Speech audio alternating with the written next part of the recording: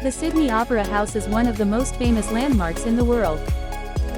Each year, Lunar New Year is celebrated at the Opera House with sails lit in red, lunar lanterns and Mandarin tours. More than 10.9 million people visit the Opera House every year. The Sydney Opera House is located at Bennelong Point in Sydney, New South Wales, Australia, on the edge of Sydney Harbour.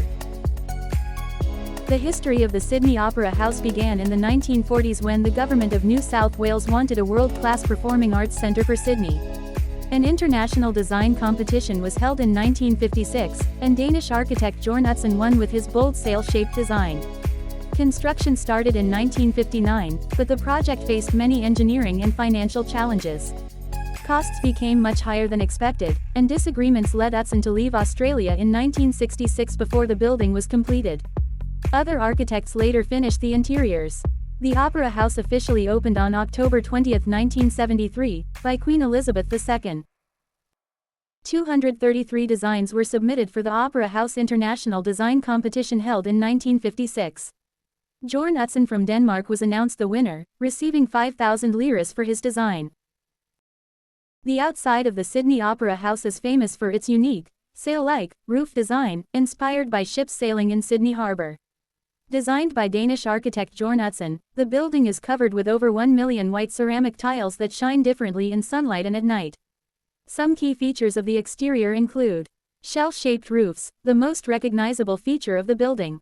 Harbour location, situated on Bennelong Point beside the water. Wide steps and open plaza, a popular gathering and event space.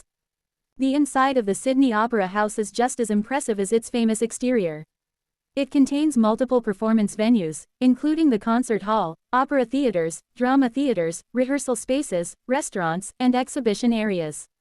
The design combines modern architecture with warm interior materials like wood and glass, creating a welcoming atmosphere.